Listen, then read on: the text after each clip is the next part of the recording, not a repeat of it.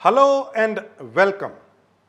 ਸਵਾਗਤ ਹੈ ਤੁਹਾਡਾ ਸਾਰਿਆਂ ਦਾ ਇਸ ਪ੍ਰੋਗਰਾਮ ਦੇ ਵਿੱਚ ਜਿਸ ਦਾ ਨਾਮ ਹੈ ਕਨੈਕਟ ਸ਼ੀਸ਼ਾ। ਮੈਂ ਮਨਪ੍ਰੀਤ ਰੰਧਾਵਾ। ਅੱਜ ਤੜਕੇ ਬਠਿੰਡਾ ਮਿਲਟਰੀ ਸਟੇਸ਼ਨ ਤੇ 4 ਜਵਾਨਾਂ ਦੀ ਬੜੇ ਭੇਦ ਭਰੇ ਹਾਲਾਤਾਂ ਦੇ ਵਿੱਚ ਮੌਤ ਹੋ ਜਾਂਦੀ ਹੈ। ਉਸ ਦੀ ਸਾਰੀ ਜਾਣਕਾਰੀ ਤੁਹਾਡੇ ਨਾਲ ਸਾਂਝਾ ਕਰਾਂਗੇ। ਕਿੰਨਾ ਹਾਲਾਤਾਂ ਦੇ ਵਿੱਚ ਉਹ 4 ਜਵਾਨਾਂ ਦੀ ਬਠਿੰਡਾ ਮਿਲਟਰੀ ਸਟੇਸ਼ਨ ਤੇ ਮੌਤ ਹੋਈ। ਇਸ ਤੋਂ ਇਲਾਵਾ ਅੱਗੇ ਚੱਲਦੇ ਹਾਂ। ਆਮ ਆਦਮੀ ਕਲੀਨਿਕ ਜੋ ਆਮ ਆਦਮੀ ਪਾਰਟੀ ਇੱਥੇ ਲੈ ਕੇ ਆਈ ਸੀ, ਮੁਹੱਲਾ ਕਲੀਨਿਕਸ ਦਾ ਕੰਸੈਪਟ ਲੈ ਕੇ ਆਈ ਸੀ। ਕੀ ਇਹ ਮੁਹੱਲਾ ਕਲੀਨਿਕਸ ਜਾਂ ਜਿਹੜੇ ਆਮ ਆਦਮੀ ਕਲੀਨਿਕਸ ਨੇ ਇਸੇ ਤਰ੍ਹਾਂ ਬਣੇ ਰਹਿਣਗੇ? ਕਿਉਂਕਿ ਸੈਂਟਰ ਗਵਰਨਮੈਂਟ ਨੇ ਫੰਡਿੰਗ ਤੋਂ ਨਾ ਕਰ ਦਿੱਤੀ ਆ।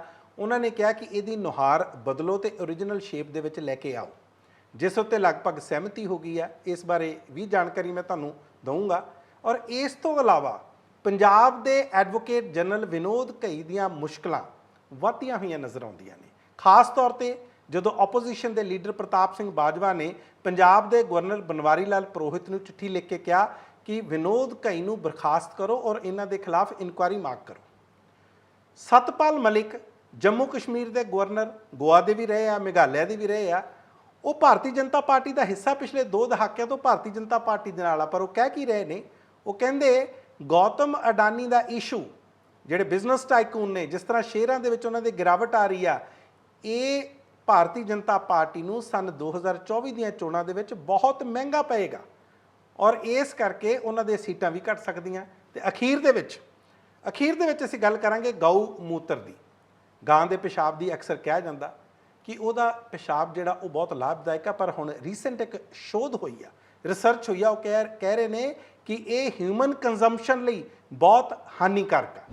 ਬਠਿੰਡਾ ਮਿਲਟਰੀ ਸਟੇਸ਼ਨ ਅੱਜ ਤੜਕੇ ਸਵੇਰੇ ਲਗਭਗ 4:35 ਤੇ ਉੱਥੋਂ ਦੀ ਆਰਟਿਲਰੀ ਯੂਨਿਟ ਆ ਔਰ ਉਹਦੀ ਇੱਕ ਆਫੀਸ਼ੀਅਲ ਮੈਸ ਆ, ਆਫੀਸਰਸ ਮੈਸ, ਜਿਸ ਤਰ੍ਹਾਂ ਅਕਸਰ ਮਿਲਟਰੀ ਕੰਟੋਨਮੈਂਟਸ ਦੇ ਵਿੱਚ ਹੁੰਦੀਆਂ ਨੇ। ਉੱਥੇ ਇੱਕ ਘਟਨਾ ਵਾਪਰਦੀ ਆ ਔਰ 4 ਜਵਾਨ ਜਿਹੜੇ ਆ ਉਹ ਮਾਰੇ ਜਾਂਦੇ ਨੇ। ਇਸ ਘਟਨਾ ਨੇ ਬੜੀ ਹਲਚਲ ਮਚਾਤੀ ਆ। ਇਮੀਡੀਏਟਲੀ ਉੱਥੋਂ ਜਿਹੜੀ ਫੌਜ ਆ, ਕਿਉਂਕਿ ਬਠਿੰਡਾ ਮਿਲਟਰੀ ਸਟੇਸ਼ਨ ਆ ਇਹ ਔਰ ਏਸ਼ੀਆ ਦਾ ਕਾਫੀ ਵੱਡਾ ਸਟੇਸ਼ਨ ਇਹ ਮੰਨਿਆ ਜਾਂਦਾ, ਉੱਥੇ ਇਮੀਡੀਏਟਲੀ ਜਿਹੜਾ ਏਰੀਆ ਉਹ ਕਾਰਡਨ ਆਫ ਕਰਤਾ, ਯਾਨੀ ਕਿ ਉਹਨੂੰ ਸੀਲ ਕਰਤਾ ਤਾਂ ਕਿ ਹਰ ਤਰ੍ਹਾਂ ਦਾ ਸਬੂਤ ਉੱਥੇ ਰਵੇ। ਔਰ ਜਿਹੜੀ ਮੁੱਢਲੀ ਸੂਚਨਾ ਆ ਰਹੀ ਆ, ਪਹਿਲਾਂ ਤਾਂ ਇਹ ਕਿਹਾ ਜਾ ਰਿਹਾ ਸੀ ਕਿ ਸ਼ਾਇਦ ਫਰੈਕਟਰੀਸਾਈਡ ਤਾਂ ਨਹੀਂ ਕਿਤੇ, ਆਪਸ ਦੇ ਵਿੱਚ ਗੋਲੀਆਂ ਮਾਰ ਕੇ ਜਦੋਂ ਇੱਕ ਦੂਸਰੇ ਨੂੰ ਮਾਰ ਦਿੰਦੇ ਆ ਤੇ ਅਕਸਰ ਉਹਨੂੰ ਅੰਗਰੇਜ਼ੀ ਦੇ ਵਿੱਚ ਫਰੈਕਟਰੀਸਾਈਡ ਕਹਿ ਦਿੰਦੇ ਆ। ਪਰ ਉਹ ਕਹਿੰਦੇ ਕਿ ਹਜੇ ਇਸ ਦੀ ਜਾਂਚ ਹੋ ਰਹੀ ਆ, ਪਤਾ ਨਹੀਂ ਚੱਲਿਆ ਕਿ ਕਿਸ ਤਰ੍ਹਾਂ ਇਹ ਸਾਰੀ ਗੱਲ ਹੋਈ। ਦੂਸਰੀ ਜਿਹੜੀ ਗੱਲ ਰੂਲ ਆਊਟ ਕੀਤੀ ਜਾ ਰਹੀ ਆ, ਜਿਸ ਨੂੰ ਕਿਹਾ ਜਾ ਰਿਹਾ ਕਿ ਇਹ ਨਹੀਂ, ਇਹਦੀ ਸੰਭਾਵਨਾ ਨਹੀਂ, ਉਹ ਹੈ ਟੈਰਰ ਅਟੈਕ, ਕਿ ਅੱਤਵਾਦੀ ਹਮਲਾ। ਇਸ ਨੂੰ ਵੀ ਮੁੱਢਲੇ ਤੌਰ ਤੇ ਰੂਲ ਆਊਟ ਕੀਤਾ। ਇੱਕ ਹੋਰ ਬਹੁਤ ਅਹਿਮ ਜਾਣਕਾਰੀ ਨਿਕਲ ਕੇ ਆ ਰਹੀ ਹੈ, ਉਹ ਇਹ ਹੈ ਕਿ 2 ਦਿਨ ਪਹਿਲਾਂ ਇੱਕ ਰਾਈਫਲ ਚੋਰੀ ਹੋ ਗਈ ਸੀ, ਇਨਸਾਸ, ਜਿਸ ਨੂੰ ਇੰਡੀਅਨ ਸਮਾਲ ਆਰਮਸ ਸਿਸਟਮ ਵੀ ਕਿਹਾ ਜਾਂਦਾ। ਉਹ ਇਨਸਾ ਰਾਈਫਲ ਵੀ ਗਾਇਬ ਹੋ ਗਈ ਸੀ। 28 ਕਾਰਟ੍ਰਿਜਸ, 28 ਰਾਊਂਡ ਜਿਹਨੂੰ ਕਹਿ ਦਿੰਦੇ ਆ, ਉਹ ਵੀ ਗਾਇਬ ਹੋ ਗਏ ਸੀ। ਇਹ ਕਿਉਂ ਭੇਦ ਭਰੇ ਹਾਲਾਤਾਂ ਦੇ ਵਿੱਚ ਗਾਇਬ ਹੋਏ ਨੇ ਜਾਂ ਚੋਰੀ ਹੋਏ ਨੇ, ਇਹਨਾਂ ਬਾਰੇ ਵੀ ਜਾਣਕਾਰੀ ਮੰਗੀ ਜਾ ਰਹੀ ਆ। ਤੇ ਮੈਂ ਤੁਹਾਨੂੰ ਇਹ ਵੀ ਦੱਸਦਾ ਕਿ ਉੱਥੋਂ ਦੇ SSP ਨੇ ਬਠਿੰਡਾ ਦੇ ਗੁਰਨੀਤ ਖੁਰਾਣਾ, ਉਹ ਮੌਕੇ ਤੇ ਪਹੁੰਚੇ ਹੋਏ ਨੇ, ਜਾਣਕਾਰੀ ਇਕੱਠੀ ਕਰ ਰਹੇ ਨੇ। ਇਸ ਤੋਂ ਬਾਅਦ ਜਿਹੜੇ ਭਾਰਤ ਦੇ ਆਰਮੀ ਚੀਫ ਨੇ ਮਨੋਜ ਪਾਂਡੇ, ਉਹਨਾਂ ਨੇ ਡਿਫੈਂਸ ਮਿਨਿਸਟਰ, ਭਾਰਤ ਦੇ ਡਿਫੈਂਸ ਮਿਨਿਸਟਰ ਰਾਜਨਾਥ ਸਿੰਘ ਨੇ, ਉਹਨਾਂ ਨੂੰ ਜਾਣਕਾਰੀ ਉਹ ਦੇਣਗੇ ਕਿ ਇਹ ਘਟਨਾ ਕਿਉਂ ਵਾਪਰੀ। ਪਰ ਇਸ ਘਟਨਾ ਨੇ ਸਾਰਿਆਂ ਨੂੰ ਹਿਲਾ ਕੇ ਰੱਖਤਾ ਔਰ ਜਿਹੜੇ ਜਵਾਨ ਇਸ ਦੇ ਵਿੱਚ ਮਾਰੇ ਗਏ ਨੇ ਉਹ ਕੌਣ ਨੇ, ਉਹਨਾਂ ਦੇ ਪਰਿਵਾਰਾਂ ਨੂੰ ਜਾਣਕਾਰੀ ਦਿੱਤੀ ਜਾ ਰਹੀ ਹੈ ਇਸ ਸਾਰੀ तमाम ਘਟਨਾ ਦੀ। ਆਮ ਆਦਮੀ ਕਲੀਨਿਕਸ ਜਨਵਰੀ ਤੇ ਫਰਵਰੀ ਦੇ ਮਹੀਨੇ ਦੇ ਵਿੱਚ ਆਮ ਆਦਮੀ ਪਾਰਟੀ ਦੀ ਸਰਕਾਰ ਨੇ ਬਹੁਤ ਜੋਸ਼ੋ ਖਰੋਸ਼ ਦੇ ਨਾਲ ਸ਼ੁਰੂ ਕੀਤੇ।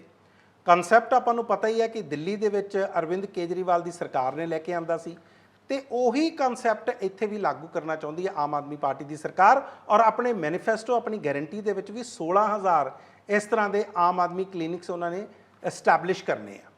ਪਰ ਕਿਤੇ ਨਾ ਕਿਤੇ ਇਹ ਮਾਮਲਾ ਖਟਾਈ ਦੇ ਵਿੱਚ ਇਸ ਕਰਕੇ ਪੈ ਗਿਆ ਕਿਉਂਕਿ ਸੈਂਟਰ ਸਰਕਾਰ ਨੇ ਫੰਡਿੰਗ ਰੋਕਤੀ ਆ।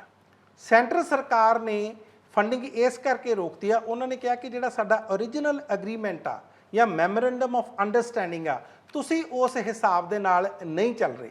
ਬਲਕਿ ਜਿਹੜੇ ਪੰਜਾਬ ਦੇ ਹੈਲਥ ਮਿਨਿਸਟਰ ਨੇ ਡਾਕਟਰ ਬਲਬੀਰ ਸਿੰਘ, ਉਹਨਾਂ ਨੂੰ ਕੇਂਦਰ ਦੇ ਸਿਹਤ ਮੰਤਰੀ, ਕੇਂਦਰ ਦੇ ਜਿਹੜੇ ਹੈਲਥ ਮੰਤਰੀ ਆ ਹੈਲਥ ਮਿਨਿਸਟਰ ਨੇ ਮਨਸੁਖ ਮਾਂਡਵੀਆ, ਉਹਨਾਂ ਨੂੰ ਪਿਛਲੇ ਮਹੀਨੇ ਇੱਕ ਚਿੱਠੀ ਲਿਖਣੀ ਪਈ ਔਰ ਉਹਦੇ ਵਿੱਚ ਡਾਕਟਰ ਬਲਬੀਰ ਸਿੰਘ ਨੇ ਇਹ ਗੱਲ ਕਹੀ ਆ ਕਿ ਠੀਕ ਹੈ, ਅਸੀਂ ਇਹਨੂੰ ओरिजिनल ਸ਼ੇਪ ਦੇ ਵਿੱਚ ਲੈ ਕੇ ਆਉਂਦੇ ਹਾਂ, ਦੇਖਦੇ ਹਾਂ ਕਿ ਇਹਦੇ ਵਿੱਚ ਕੀ ਕਰਨਾ, ਇੱਕ ਪ੍ਰੋਸੈਸ ਅਸੀਂ ਸ਼ੁਰੂ ਕਰਦੇ ਹਾਂ, ਪਰ ਇਸ ਲਈ ਤੁਸੀਂ ਸਾਨੂੰ 3 ਮਹੀਨੇ ਦਾ ਸਮਾਂ ਦਿਓ।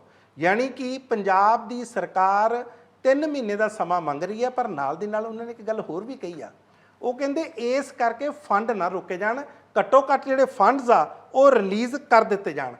हुण तुसीं देखोगे कि फंड किन्ने अहम ने, 1114 करोड़ ते 51 लाख और ये 60% आ। नैशनल हैल्थ मिशन के अधीन जिहड़े फंड्स आउंदे ने वो 60% केंद्र सरकार दे हुंदे आ ते 40% आ जिहड़े वो सूबा सरकार पाउंदी है। सो इत्थों तुसीं अंदाज़ा ला सकते हो कि ये लगभग 2000 करोड़ का मामला, पर क्योंकि केंद्र सरकार ने ऑब्जैक्शन दी है कि जिस नैशनल हैल्थ मिशन के अधीन जिहड़े हैल्थ वैलनैस सेंटर सी जिन्हां नूं ओरिजिनल शेप दे विच रखना सी, तुसीं उन्हां दे विच तब्दीली कीती आ। हुण तुसीं देखिआ होना प्राइमरी हैल्थ सेंटर्स ने उन्हां नूं हैल्थ वैलनैस सेंटर बना दिता गया, रंग रोगन करके तमाम चीज़ां की तब्दीली करके। हुण जिहड़ी चौथी किश्त आउणी सी 564 करोड़ रुपए की, वो फरवरी के महीने दे विच तुहानूं याद होना रोक ली गई सी। ये सारियां चीज़ां ने किते ना किते आम आदमी पार्टी की सरकार नूं विचलित कीता। हुण इत्थों तक है कि असीं सारा कुछ करांगे, कि ये आउण वाले 3 महीनों दे विच सारा कुछ बदलाव कर दिता जाएगा, ये तो समा दसूगा। पर हुण तुसीं देखो केंद्र सरकार ने इत्थों तक भी कहा कि जिहड़ी आयुष्मान भारत स्कीम आ या जिहड़ी हैल्थ वैलनैस सेंटर्स ने, इहदा जिस तरह एग्रीमेंट साइन होया उस हिसाब दे नाल रखो।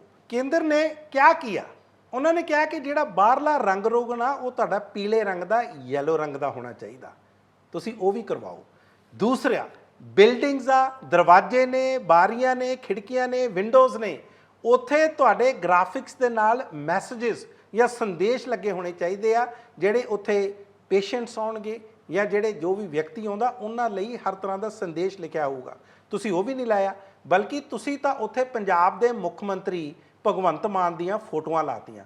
ते मैनूं याद आ जदों प्रकाश सिंह बादल पंजाब दे साबका मुख मंत्री दीआं एंबूलेंसिस ते फोटोआं लगदियां सी ते विरोधी धिरां बहुत रौला पाउंदियां हुंदियां सी, कहंदे ये फोटो तुरंत लाओ। ते की हुण जिहड़ा नवां बदलाव लैके आए ने भगवंत मान दी सरकार, वो भी उन्हां राहां ते ही तुर पए आ। पंजाब दे एडवोकेट जनरल विनोद कई लगभग 9 महीनों का इन्हों समा हो गया।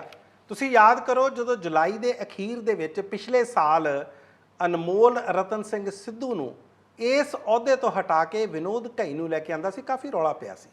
पर हुण इन्हां विनोद कई दियां जिहड़े पंजाब के एडवोकेट जनरल ने, इन्हां दियां मुश्किलां वधदियां होईयां इस करके नज़र आ रही, क्योंकि Pratap Singh Bajwa leader of the opposition उन्होंने पंजाब के गवर्नर बनवारी लाल पुरोहित नूं चिट्ठी लिखती है। चिट्ठी ये लिखती है कि तुसी तुरंत प्रभाव नाल पंजाब के एडवोकेट जनरल विनोद कई नूं उन्हां दे इस अहुदे तो लाओ, उन्हां नूं बर्खास्त करो। कल्ला बर्खास्त ही ना करो बल्कि उन्हां दे खिलाफ जांच के आदेश भी दो। CBI की जांच मांग रहे ने प्रताप बाजवा। कारण की आ? दरअसल कारण आ वो जिहड़ा वीडियो पिछले दिनों के विच आया, क्योंकि ये चिट्ठी लिखी गई आ सोमवार नूं और पिछले दिनों के विच ये एक वीडियो आया सी कीर्ति आहूजा का। कीर्ति आहूजा बॉम्बे हाई कोर्ट दे विच बतौर लॉयर प्रैक्टिस करते हैं, वकील ने उत्थे, और सुप्रीम कोर्ट दे विच भी वो कई बारी केसां की रिप्रजेंटेशन करते हैं। उन्होंने इल्ज़ाम लाया कि उन्हां दी भैन कनिका आहूजा वो पिछले 2.5-3 सालों तो विनोद कई दे नाल उन्हां दे ऑफिस दे विच काम करदी सी। विनोद कई उन्हां दे सीनियर ने, उन्हां दे एक तरह के बॉस ने, और इस दौरान उहदे कथित तौर पर अनैतिक संबंध विनोद कई दे नाल हो गए ने। ये गल उन्होंने एक वीडियो मैसेज राही भी कही, तो उस तो बाद कई इंटरव्यूज़ भी उन्होंने दित्तियां, उहदे विच भी गल कही। मेरी खुद की सगी बहन एडवोकेट कनिका आहूजा, जो कि advocate general of Punjab Vinod Ghai के ऑफिस में है, और ये इसीलिए क्योंकि मेरे पेरेंट्स को और मेरी फैमिली को कनिका आहूजा और एडवोकेट जनरल विनोद घई के इल्लीगल अवैध रिलेशनशिप के बारे में पता चल चुका है।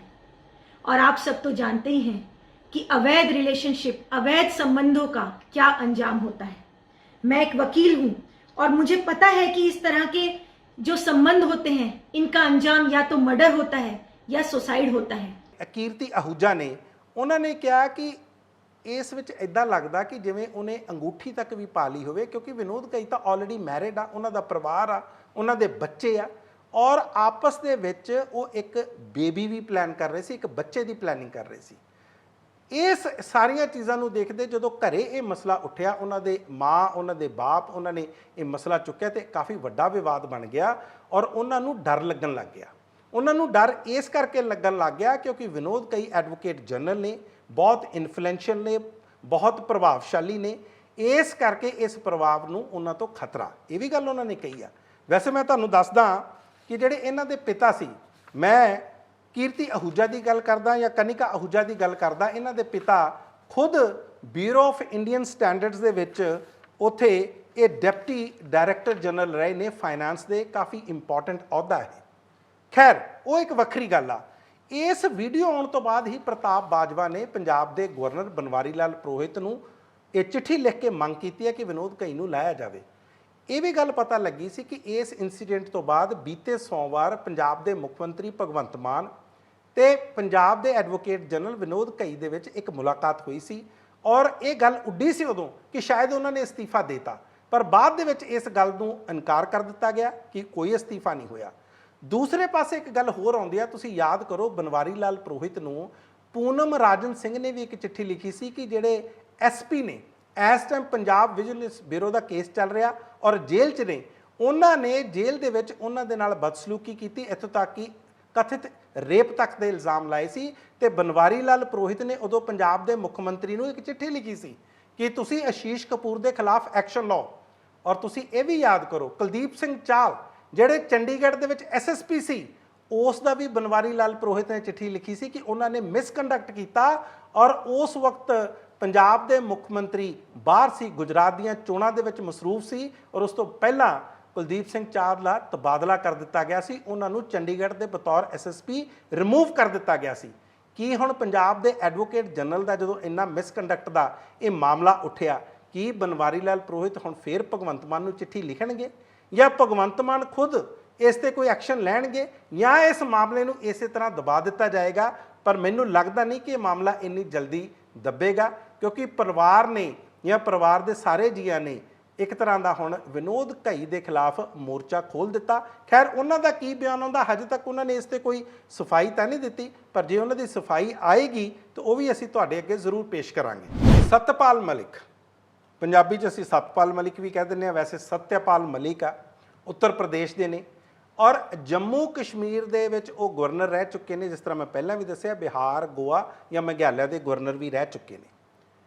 ਪਰ ਉਹਨਾਂ ਦਾ ਜਿਹੜਾ ਲਗਾਤਾਰ ਕੁਝ ਬਿਆਨ ਆਉਣੇ, ਉਹਨਾਂ ਦੀਆਂ ਸਟੇਟਮੈਂਟਸ ਆਉਣੀਆਂ ਔਰ ਪਿਛਲੇ ਦਿਨਾਂ ਦੇ ਵਿੱਚ ਉਹਨਾਂ ਦਾ ਇੰਟਰਵਿਊ ਆਇਆ, ਕਾਫੀ ਵਾਇਰਲ ਹੋਇਆ। ਔਰ ਮੈਂ ਇਹ ਵੀ ਦੱਸਦਾ ਕਿ ਸਤਪਾਲ ਮਲਿਕ ਅੱਜ ਵੀ ਭਾਰਤੀ ਜਨਤਾ ਪਾਰਟੀ ਦਾ ਹਿੱਸਾ, ਪਿਛਲੇ 2 ਦਹਾਕਿਆਂ ਤੋਂ ਲਗਭਗ 20 ਸਾਲਾਂ ਤੋਂ ਵੀ ਵੱਧ ਉਹ ਇਸ ਪਾਰਟੀ ਦੇ ਨਾਲ ਸੰਬੰਧਿਤ ਨੇ, ਉਹਨਾਂ ਦੇ ਨਾਲ ਉਹ ਜੁੜੇ ਹੋਏ ਨੇ। ਉਹਨਾਂ ਦਾ ਇਹ ਕਹਿਣਾ ਕਿ ਜਿਹੜਾ ਗੌਤਮ ਅਡਾਨੀ ਬਿਜ਼ਨਸ ਟਾਈਕੂਨ ਨੇ, ਆਪਾਂ ਨੂੰ ਸਾਰਿਆਂ ਨੂੰ ਪਤਾ, ਜਦੋਂ ਤੋਂ ਹਿੰਡਨਬਰਗ ਦੀ ਉਹ ਰਿਪੋਰਟ ਆਈ ਆ, ਹਿੰਡਨਬਰਗ ਰਿਸਰਚ ਦੀ ਉਹ ਰਿਪੋਰਟ ਆਈ ਸੀ 24 ਜਨਵਰੀ ਨੂੰ, ਉਸ ਤੋਂ ਬਾਅਦ ਲਗਾਤਾਰ ਉਹਨਾਂ ਦੇ ਖਿਲਾਫ ਐਲੀਗੇਸ਼ਨਸ ਲੱਗ ਰਹੇ ਨੇ ਗੌਤਮ ਅਡਾਨੀ ਦੇ ਔਰ ਭਾਰਤੀ ਜਨਤਾ ਪਾਰਟੀ ਤੇ, ਔਰ ਖਾਸ ਤੌਰ ਤੇ ਭਾਰਤ ਦੇ ਪ੍ਰਧਾਨ ਮੰਤਰੀ ਨਰਿੰਦਰ ਮੋਦੀ ਤੇ ਔਰ ਉਹਨਾਂ ਦਾ ਕੀ ਰਿਸ਼ਤਾ ਗੌਤਮ ਅਡਾਨੀ ਨਾਲ, ਇਸ ਉੱਤੇ। ਔਰ ਤੁਸੀਂ ਯਾਦ ਕਰੋ ਜਦੋਂ ਰਾਹੁਲ ਗਾਂਧੀ ਨੇ ਗੌਤਮ ਅਡਾਨੀ ਤੇ ਸਵਾਲ ਖੜੇ ਕੀਤੇ ਸੀ ਪਾਰਲੀਮੈਂਟ ਦੇ ਵਿੱਚ, ਉਹਨਾਂ ਦੀ ਸਪੀਚ ਦਾ ਕਾਫੀ ਵੱਡਾ ਹਿੱਸਾ ਐਕਸਪੰਜ ਕਰ ਦਿੱਤਾ ਗਿਆ ਸੀ, ਕੱਢ ਦਿੱਤਾ ਗਿਆ ਸੀ ਔਰ ਉਸ ਤੋਂ ਬਾਅਦ ਪਾਰਲੀਮੈਂਟ ਚੱਲੀ ਨਹੀਂ, ਲਗਭਗ ਸਾਰਾ ਬਜਟ ਸੈਸ਼ਨ ਵਾਸ਼ ਆਊਟ ਹੋ ਗਿਆ। ਹੁਣ ਤਾਜ਼ਾ ਤਰੀਨ ਸਥਿਤੀ ਇਹ ਆ ਕਿ ਸਤਪਾਲ ਮਲਿਕ ਕਹਿੰਦੇ ਨੇ ਕਿ ਜੇ ਗੌਤਮ ਅਡਾਨੀ ਤੇ ਭਾਰਤੀ ਜਨਤਾ ਪਾਰਟੀ ਨੇ ਜਾਂ ਭਾਰਤੀ ਜਨਤਾ ਪਾਰਟੀ ਜਾਂ ਦੇਸ਼ ਦੇ ਪ੍ਰਧਾਨ ਮੰਤਰੀ ਨੇ, ਨਰਿੰਦਰ ਮੋਦੀ ਨੇ ਕੋਈ ਜਵਾਬ ਤਸੱਲੀ ਬਖਸ਼ ਨਹੀਂ ਦਿੱਤਾ ਤੇ ਇਸ ਦਾ ਖਮਿਆਜ਼ਾ, ਇਸ ਦਾ ਨੁਕਸਾਨ ਭਾਰਤੀ ਜਨਤਾ ਪਾਰਟੀ ਨੂੰ ਸਨ 2024 ਦੀਆਂ ਲੋਕ ਸਭਾ ਚੋਣਾਂ ਦੇ ਵਿੱਚ ਹੋਏਗਾ। ਔਰ ਇੱਕ ਗੱਲ ਹੋਰ ਕਹਿੰਦੇ ਨੇ, ਕਹਿੰਦੇ ਜੇ ਭਾਰਤੀ ਜਨਤਾ ਪਾਰਟੀ ਦੇ ਖਿਲਾਫ, ਉਹਨਾਂ ਦੇ ਕੈਂਡੀਡੇਟਸ ਦੇ ਖਿਲਾਫ ਸਾਰੀਆਂ ਵਿਰੋਧੀ ਪਾਰਟੀਆਂ ਮਿਲ ਕੇ ਇੱਕ ਕੈਂਡੀਡੇਟ ਜਿਹੜਾ ਕਿ ਜਿੱਤਣ ਦੀ ਪੋਜੀਸ਼ਨ 'ਚ ਹੋਏਗਾ ਉਹ ਖੜਾ ਕਰਨਗੇ ਤੇ ਭਾਰਤੀ ਜਨਤਾ ਪਾਰਟੀ ਹੋ ਸਕਦਾ 150 ਸੀਟਾਂ ਵੀ ਨਾ ਟੱਪੇ। ਇਹ ਗੱਲ ਜਿਹੜੀ ਆਈ ਆ ਉਹ ਕਾਫੀ ਦਿਲਚਸਪ ਵੀ ਆ, ਹੈਰਾਨ ਵੀ ਕਰਨ ਵਾਲੀ ਆ। ਤੁਸੀਂ ਯਾਦ ਕਰੋ ਜਦੋਂ 3 ਖੇਤੀ ਕਾਨੂੰਨ ਆਏ ਸੀ, ਉਦੋਂ ਵੀ ਹਜੇ ਗਵਰਨਰ ਸੀ ਉਦੋਂ ਸੱਤਿਆਪਾਲ ਮਲਿਕ, ਪਰ ਉਦੋਂ ਵੀ ਉਹਨਾਂ ਨੇ ਕਿਹਾ ਸੀ ਕਿ ਭਾਰਤੀ ਜਨਤਾ ਪਾਰਟੀ ਨੂੰ ਜਾਂ ਭਾਰਤ ਦੀ ਸਰਕਾਰ ਨੂੰ ਇਹ ਤਿੰਨੋਂ ਕਾਨੂੰਨ ਵਾਪਸ ਲੈਣੇ ਚਾਹੀਦੇ ਆ। ਇੱਕ ਚੀਜ਼ ਹੋਰ ਆ, ਪਵਨ ਖੇੜਾ ਕੌਣ ਨੇ? ਕਾਂਗਰਸ ਦੇ ਸਪੋਕਸਪਰਸਨ ਨੇ, ਉਹਨਾਂ ਨੇ ਇਸ ਇੰਟਰਵਿਊ ਦੀ ਅੱਗੇ ਵਧਾਇਆ। ਉਹ ਕਹਿੰਦੇ ਸਤਪਾਲ ਮਲਿਕ ਨੇ ਜਦੋਂ ਜੰਮੂ ਕਸ਼ਮੀਰ ਦੇ ਗਵਰਨਰ ਹੁੰਦੇ ਸੀ ਉਦੋਂ ਬੜੇ ਇਲਜ਼ਾਮ ਲਾਏ ਸੀ, ਔਰ ਸਤਪਾਲ ਮਲਿਕ ਨੇ ਕਿਹਾ ਸੀ ਕਿ ਮੈਨੂੰ 300 ਕਰੋੜ ਰੁਪਏ ਰਿਸ਼ਵਤ ਦੇ ਆਫਰ ਹੋਏ ਨੇ, ਔਰ ਰਿਸ਼ਵਤ ਇਸ ਕਰਕੇ ਕਿ ਕੁਝ ਪ੍ਰਾਈਵੇਟ ਕੰਪਨੀਆਂ ਪ੍ਰੋਜੈਕਟਸ ਲਾਉਣੀਆਂ ਚਾਹੁੰਦੀਆਂ ਸੀ, ਔਰ ਇਸ ਕਰਕੇ ਪਰ ਮੈਂ ਨਾ ਕਰਤੀ। ਔਰ ਇਹਦੇ ਵਿੱਚ ਉਹਨਾਂ ਨੇ RSS ਦੇ ਇੱਕ ਬਹੁਤ ਵੱਡੇ ਪ੍ਰਚਾਰਕ, ਬਹੁਤ ਸੀਨੀਅਰ ਫੰਕਸ਼ਨਰੀ ਜਿਹਨੂੰ ਆਪਾਂ ਕਹਿੰਦੇ ਆ ਰਾਮ ਮਾਧਵਨ, ਉਹਨਾਂ ਦਾ ਨਾਂ ਵੀ ਲਿਆ ਸੀ। ਹੁਣ ਪਵਨ ਖੇੜਾ ਨੇ ਉਹ ਗੱਲ ਫੜ ਲਈ, ਉਹਨਾਂ ਨੇ ਪ੍ਰੈਸ ਕਾਨਫਰੰਸ ਵੀ ਕੀਤੀ ਆ। ਉਹ ਕਹਿੰਦੇ ਇਸ ਸਾਰੀ ਗੱਲ ਦੀ ਜਾਂਚ ਹੋਣੀ ਚਾਹੀਦੀ ਆ, ਸਤਪਾਲ ਮਲਿਕ ਨੇ ਕੀ ਕਿਹਾ, ਕਿਹਨਾਂ ਤੇ ਇਲਜ਼ਾਮ ਲਾਏ, ਕਿਹੜੀਆਂ ਉਹ ਕੰਪਨੀਆਂ ਸੀ, ਕਿਹਨਾਂ ਨੇ ਉਹਨਾਂ ਨੂੰ ਇਨਫਲੂਐਂਸ ਕਰਨ ਦੀ ਕੋਸ਼ਿਸ਼ ਕੀਤੀ, ਤੇ ਫਿਰ ਇਹ ਵੀ ਦੱਸਿਆ ਜਾਵੇ ਨਾ ਜੋ ਰਾਹੁਲ ਗਾਂਧੀ ਪੁੱਛ ਰਹੇ ਨੇ ਕਿ 20,000 ਕਰੋੜ ਗੌਤਮ ਅਡਾਨੀ ਦੀਆਂ ਕੰਪਨੀਆਂ ਦੇ ਵਿੱਚ ਕਿਸ ਤਰ੍ਹਾਂ ਆਇਆ। ਸੋ ਇਹ ਮਾਮਲਾ ਗੌਤਮ ਅਡਾਨੀ ਦਾ ਰੁਕਦਾ ਨਹੀਂ ਲੱਗਦਾ, ਲਗਾਤਾਰ ਤੂਲ ਫੜ ਰਿਹਾ। ਔਰ ਸਤਪਾਲ ਮਲਿਕ ਦੀ ਇਹ ਜਿਹੜੀ ਇੱਕ ਤਰ੍ਹਾਂ ਦੀ ਸਟੇਟਮੈਂਟ ਆਈ ਆ ਜਾਂ ਟਿੱਪਣੀ ਆਈ ਆ, ਉਸ ਤੋਂ ਬਾਅਦ ਮੈਨੂੰ ਲੱਗਦਾ ਹੋਰ ਵੀ ਇਹਦੇ ਗਰਮਾਉਣ ਦੀ ਸੰਭਾਵਨਾ। ਕਾਓ ਯੂਰਿਨ, ਗਊ ਮੂਤਰ, ਇਸ ਉੱਤੇ ਅਕਸਰ ਵਿਵਾਦ ਚੱਲਦੇ ਰਹਿੰਦੇ ਨੇ। ਕੋਈ ਕਹਿੰਦਾ ਇਹ ਬਹੁਤ ਵਧੀਆ ਹੁੰਦਾ ਸਿਹਤ ਲਈ, ਬਹੁਤ ਸਾਰੇ ਲੋਕ ਮੰਨਦੇ ਨੇ ਕਿ ਇਹ ਬਹੁਤ ਹਾਨੀਕਾਰਕ ਹੁੰਦਾ। ਹੁਣ ਇੱਕ ਸ਼ੋਧ ਹੋਈ ਆ ਗਊ ਮੂਤਰ ਤੇ, ਔਰ ਬਰੇਲੀ ਦੇ ਵਿੱਚ ਇੰਸਟੀਚਿਊਟ ਆ Indian council of agricultural research, ਤੇ ਉੱਥੇ ਇੰਡੀਅਨ ਵੈਟਰਨਰੀ ਰਿਸਰਚ ਇੰਸਟੀਚਿਊਟ ਆ। ਉਸ ਇੰਸਟੀਚਿਊਟ ਨੇ ਸ਼ੋਧ ਕਰਕੇ ਦੱਸਿਆ ਕਿ ਜਿਹੜਾ ਗਊ ਮੂਤਰ ਆ ਇਹ ਹਿਊਮਨ ਕੰਜ਼ੰਪਸ਼ਨ ਲਈ, ਕਿਸੇ ਵੀ ਵਿਅਕਤੀ ਦਾ ਇਸ ਨੂੰ ਸੇਵਨ ਕਰਨਾ ਬਹੁਤ ਹੀ ਹਾਨੀਕਾਰਕ ਆ, ਕਿਉਂਕਿ ਇਹਦੇ ਵਿੱਚ ਬਹੁਤ ਹਾਰਮਫੁਲ, ਬਹੁਤ ਖਤਰਨਾਕ ਬੈਕਟੀਰੀਆਜ਼ ਨੇ, 14 ਤਰ੍ਹਾਂ ਦੇ ਵੱਖਰੇ ਵੱਖਰੇ ਬੈਕਟੀਰੀਆਜ਼ ਨੇ। ਉੱਥੋਂ ਦੇ ਭੋਜ ਰਾਜ ਸਿੰਘ ਨੇ ਤੇ ਉਹਨਾਂ ਦੇ ਨਾਲ PhD ਕੀਤੇ ਹੋਏ 3 ਹੋਰ ਜਿਹੜੇ ਸੀ ਰਿਸਰਚਰਸ, ਉਹਨਾਂ ਨੇ ਇਹ ਸਾਰਿਆਂ ਨੇ ਇਹ ਸ਼ੋਧ ਕੀਤੀ ਆ। ਜੂਨ ਦੇ ਮਹੀਨੇ ਦੇ ਵਿੱਚ ਇਸ ਦੀ ਸ਼ੋਧ ਸ਼ੁਰੂ ਹੋ ਗਈ ਸੀ ਸਨ 2022 ਦੇ ਵਿੱਚ, ਤੇ ਲਗਭਗ 6 ਤੋਂ 7 ਮਹੀਨੇ, ਨਵੰਬਰ ਦੇ ਮਹੀਨੇ ਤੋਂ ਬਾਅਦ ਵੀ ਇਹ ਸ਼ੋਧ ਚੱਲਦੀ ਰਹੀ, ਤੇ ਉਸ ਤੋਂ ਬਾਅਦ ਇਹਦਾ ਨਤੀਜਾ ਆਇਆ। ਤੁਸੀਂ ਦੇਖੋ ਬਹੁਤ ਸਾਰੇ ਸਾਡੇ ਸੈਂਪਲਸ, ਦਵਾਈਆਂ ਜਾਂ ਇਸ ਨੂੰ ਗਊ ਮੂਤਰ ਨੂੰ ਲੈ ਕੇ ਕਿਹਾ ਜਾਂਦਾ ਕਿ ਇਹਦਾ ਸਿਹਤ ਲਈ ਬਹੁਤ ਵਧੀਆ। Food safety and standard authority of India FSSAI, ਉਹ ਵੀ ਉਹਨਾਂ ਦੀ ਇਜਾਜ਼ਤ ਨਹੀਂ ਲਈ ਜਾਂਦੀ, ਉਹਨਾਂ ਤੋਂ ਪਰਮਿਸ਼ਨ ਨਹੀਂ ਲਈ ਜਾਂਦੀ, ਉਸ ਤੋਂ ਬਗੈਰ ਹੀ ਇਹ ਸਾਰਾ ਕੁਝ ਵੇਚਿਆ ਜਾਂਦਾ। ਪਰ ਹੁਣ ਇਸ ਸ਼ੋਧ ਨੇ ਇਸ ਗੱਲ ਨੂੰ ਘੱਟੋ ਘੱਟ ਲੋਕਾਂ ਦੇ ਸਾਹਮਣੇ ਜ਼ਰੂਰ ਲੈ ਕੇ ਆਂਦਾ ਕਿ ਗਊ ਮੂਤਰ ਹਿਊਮਨ ਕੰਜ਼ੰਪਸ਼ਨ ਲਈ ਠੀਕ ਨਹੀਂ ਹੈ। ਹੁਣ ਇਹਦੇ ਵਿੱਚ ਇੱਕ ਚੀਜ਼ ਹੋਰ ਵੀ ਆਉਂਦੀ ਆ ਕਿ ਕੀ ਆਉਣ ਵਾਲੇ ਦਿਨਾਂ ਦੇ ਵਿੱਚ ਇਸ ਦੀ ਸ਼ੋਧ ਹੋਰ ਅੱਗੇ ਵਧਾਈ ਜਾਏਗੀ। ਖੈਰ, ਇਸ ਦੇ ਨਾਲ ਮੈਨੂੰ ਲੱਗਦਾ ਕਾਫੀ ਕੁਝ ਜਿਹੜਾ ਸਾਹਮਣੇ ਆਇਆ। ਨਾਲ ਦੀ ਨਾਲ ਮੈਂ ਤੁਹਾਨੂੰ ਇਹ ਵੀ ਦੱਸਾਂ ਕਿ ਇਹ ਸਾਰਿਆਂ ਦਾ ਫਰਜ਼ ਬਣਦਾ, ਭਾਰਤ ਦਾ ਸੰਵਿਧਾਨ ਕਹਿੰਦਾ ਕਿ ਸਾਇੰਟੀਫਿਕ ਟੈਂਪਰਾਮੈਂਟ ਵੀ ਜਿਹੜਾ ਡਿਵੈਲਪ ਕਰਨਾ ਚਾਹੀਦਾ, ਆਰਟੀਕਲ 51 ਯਾਦ ਕਰੋ। ਸੋ ਜਿੰਨੀ ਦੇਰ ਉਹ ਸਰਕਾਰਾਂ ਦਾ ਵੀ ਕੰਮ ਆ, ਹਰ ਇੱਕ ਨਾਗਰਿਕ ਦਾ ਵੀ ਕੰਮ ਆ ਕਿ ਸਾਇੰਟੀਫਿਕ ਟੈਂਪਰਾਮੈਂਟ ਹਰ ਕਿਸੇ 'ਚ ਹੋਣਾ ਬਹੁਤ ਲਾਜ਼ਮੀ ਹੈ। ਤੁਹਾਡਾ ਸਾਰਿਆਂ ਦਾ ਬਹੁਤ ਬਹੁਤ ਧੰਨਵਾਦ। ਮੈਂ ਮਨਪ੍ਰੀਤ ਰੰਧਾਵਾ।